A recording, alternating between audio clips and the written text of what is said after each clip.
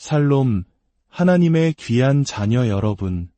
오늘 이 고요한 시간에 우리의 마음을 열어 살아있는 하나님의 말씀을 함께 나누게 되어 참으로 기쁩니다. 잠시 세상의 소음에서 벗어나 오직 주님의 음성에만 귀 기울이는 복된 시간이 되기를 소망합니다. 만일 오늘 이 말씀이 여러분의 영혼에 작은 울림이라도 준다면 좋아요와 구독으로 저희의 사역을 응원해 주시고 이 은혜의 말씀을 주변의 소중한 이들과 함께 나눠주시길 부탁드립니다.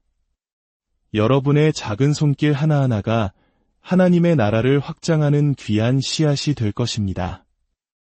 이 귀한 사역에 동참하시는 모든 분들 위해 주님의 평강이 가득하기를 기도합니다.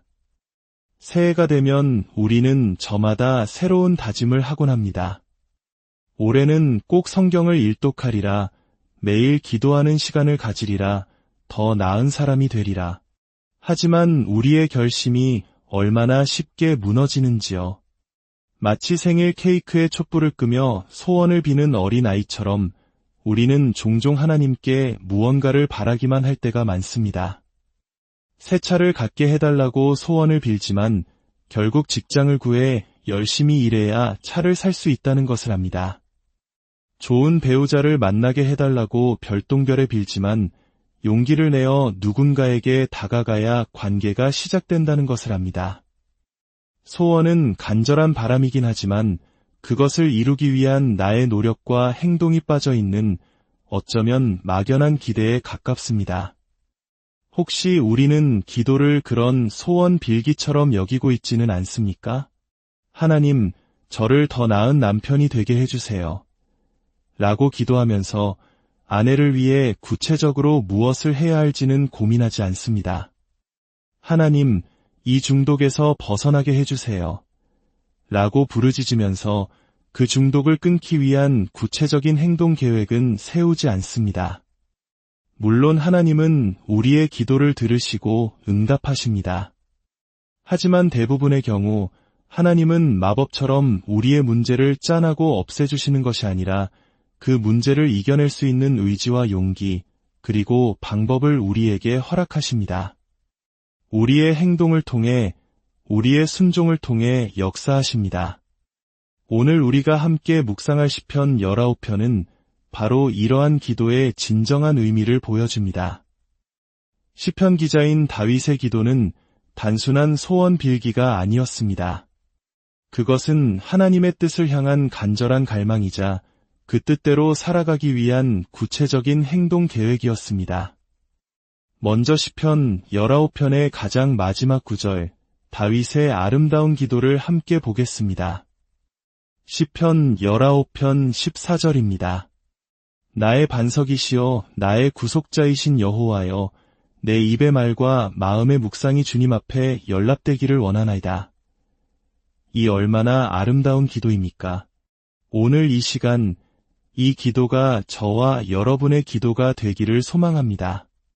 단순히 소원을 비는 것을 넘어 이 기도가 우리에게 어떤 행동을 요구하는지 깨닫고 함께 순종의 길로 나아가길 원합니다.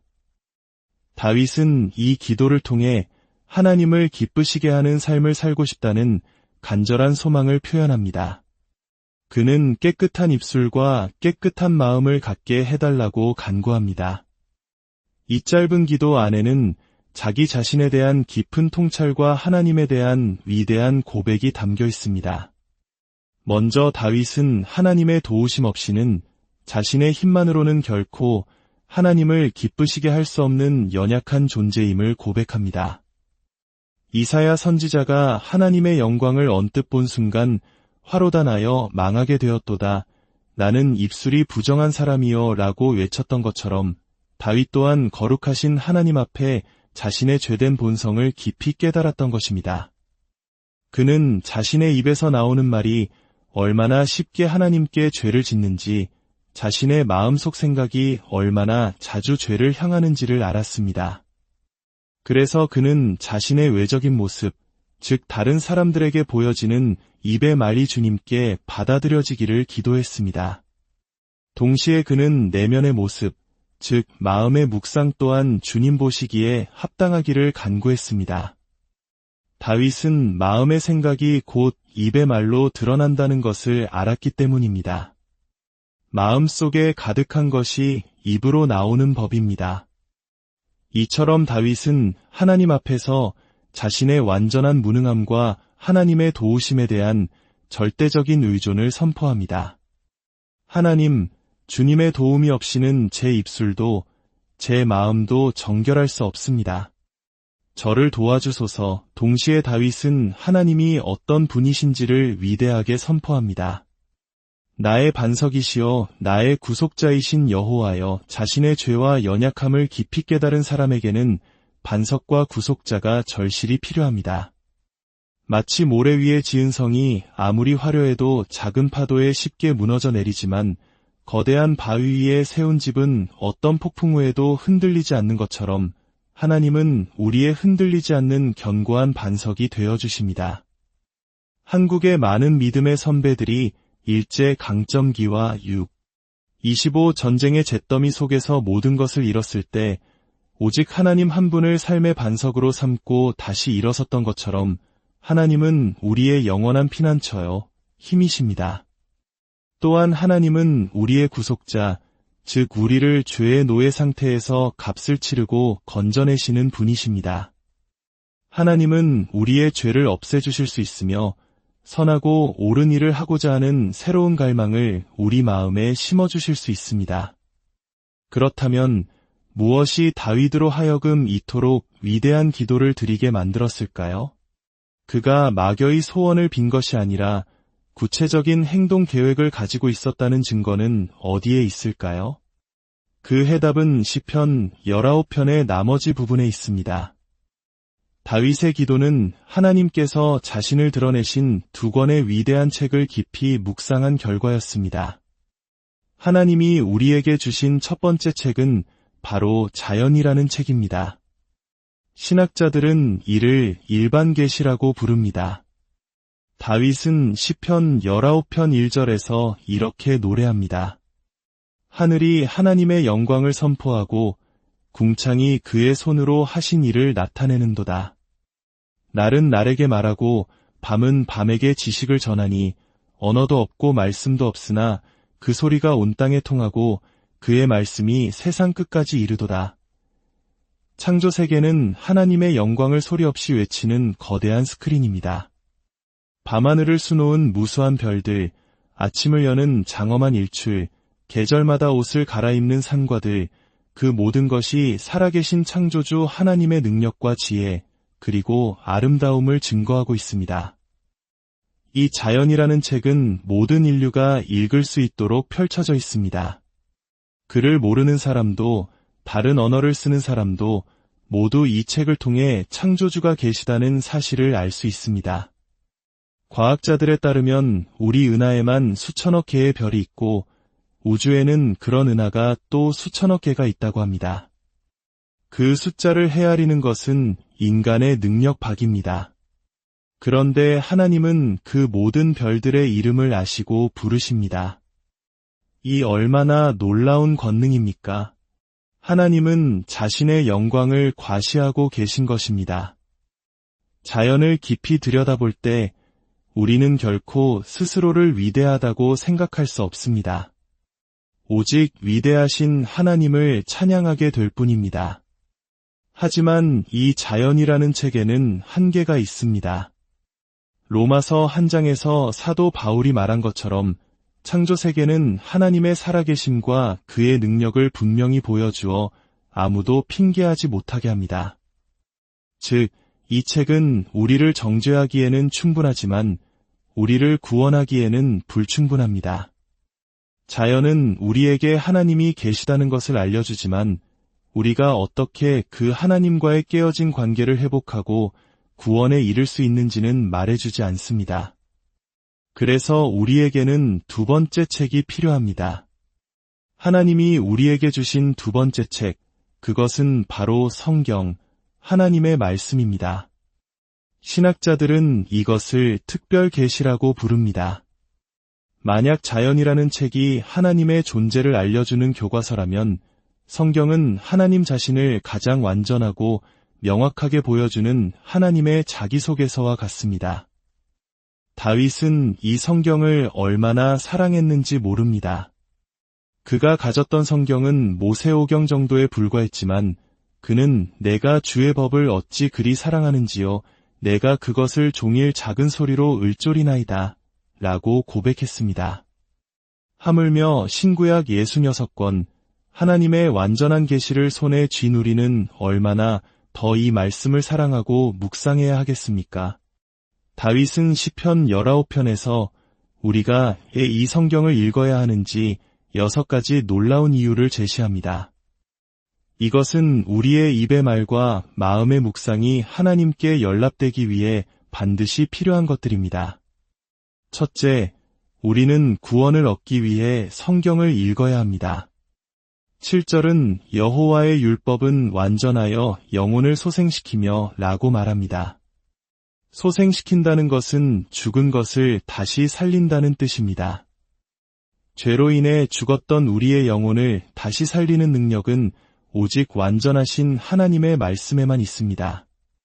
성경은 우리가 하나님의 진노로부터 어떻게 구원받을 수 있는지, 예수 그리스도를 통해 어떻게 영원한 생명을 얻을 수 있는지 그 유일한 길을 보여줍니다.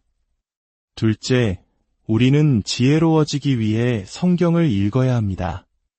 7절 하반절은 여호와의 증거는 확실하여 우둔한 자를 지혜롭게 하며 라고 말합니다. 성경이 말하는 지혜는 세상적인 지식이 아니라 하나님을 경외하고 그분의 뜻대로 살아가는 삶의 기술입니다. 성경은 우리가 어리석음에서 벗어나 하나님을 기쁘시게 하는 삶을 사는 지혜를 가르쳐줍니다. 셋째, 우리는 기쁨을 누리기 위해 성경을 읽어야 합니다. 8절은 여호와의 교훈은 정직하여 마음을 기쁘게 하고 라고 말합니다. 세상이 주는 기쁨은 잠깐이지만 하나님의 말씀이 주는 기쁨은 우리의 마음 가장 깊은 곳에서부터 솟아나는 영원한 기쁨입니다. 하나님의 올바른 길을 따라 걸을 때 우리는 참된 기쁨과 평안을 누리게 됩니다. 넷째, 우리는 분명하게 보기 위해 성경을 읽어야 합니다. 8절 하반절은 여호와의 계명은 순결하여 눈을 밝게 하시도다 라고 말합니다. 죄는 우리의 영적인 눈을 어둡게 하여 세상을, 그리고 우리 자신을 제대로 보지 못하게 만듭니다. 그러나 순결한 하나님의 말씀은 마치 어두운 방을 밝히는 빛과 같아서 우리가 세상을 하나님의 관점으로 보고 우리 자신을 있는 그대로 볼 수 있도록 우리의 눈을 밝혀줍니다. 다섯째, 우리는 정결해지기 위해 성경을 읽어야 합니다. 9절은 여호와를 경외하는 도는 정결하여 영원까지 이르고 라고 말합니다. 정결하신 하나님의 말씀을 매일 묵상할 때 그 말씀이 우리 안에 들어와 더러운 죄들을 씻어내고 우리를 정결하게 만들어줍니다. 이것은 일시적인 행동 교정이 아니라 속사람부터 변화되는 근본적인 변화입니다. 여섯째, 우리는 경건해지기 위해 성경을 읽어야 합니다. 9절 하반절은 여호와의 법도 진실하여 다 의로우니 라고 말합니다. 하나님은 의로우신 재판장이시며 그분의 판단 기준은 바로 이 성경에 모두 기록되어 있습니다. 우리가 어떻게 심판받을지 미리 알려주시는 것입니다. 그러므로 우리는 이 말씀을 읽고 순종함으로써 하나님의 심판대 앞에서 두려움 없이 설 수 있으며 이 땅에서 경건한 삶을 살아갈 수 있습니다.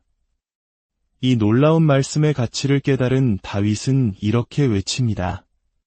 금 곧 많은 순금보다 더 사모할 것이며 꿀과 송이꿀보다 더 달도다. 또 주의 종이 이것으로 경고를 받고 이것을 지킴으로 상이 크니이다. 하나님의 말씀은 세상 그 어떤 재물보다 귀하고 세상 그 어떤 쾌락보다 달콤하며 우리를 죄의 위험에서 지켜주고 영원한 상급을 약속하는 가장 완벽한 선물입니다. 사랑하는 성도 여러분, 다윗이 드렸던 내 입의 말과 마음의 묵상이 주님 앞에 연락되기를 원하나이다라는 기도는 바로 이 두 권의 책, 자연과 성경을 깊이 묵상한 자연스러운 결과였습니다. 그는 창조 세계를 통해 하나님의 위대하심을 보았고 성경 말씀을 통해 하나님의 거룩하심과 자신의 죄인됨을 깨달았습니다. 그 결과 그는 죄를 미워하고 하나님을 기쁘시게 하는 삶을 살고 싶은 거룩한 갈망에 사로잡혔습니다. 그의 기도는 막연한 소원 빌기가 아니었습니다. 하나님, 제가 거룩하게 살도록 도와주세요. 저는 계속해서 주님의 두 책을 읽고 묵상하겠습니다. 이 말씀을 통해 저를 빚어주시고 제 안에서 일하여 주옵소서. 이것이 다윗의 기도에 담긴 행동 계획이었습니다. 여러분, 거룩한 삶을 살기 원하십니까? 그렇다면 다윗처럼 하나님의 두 책을 읽으십시오. 밖으로 나가 창조 세계에 드러난 하나님의 솜씨를 보며 감탄하십시오. 그리고 그 감탄을 가지고 더 깊이 하나님을 알기 위해 성경으로 돌아오십시오. 성경을 읽고 배우고 묵상하고 순종하십시오.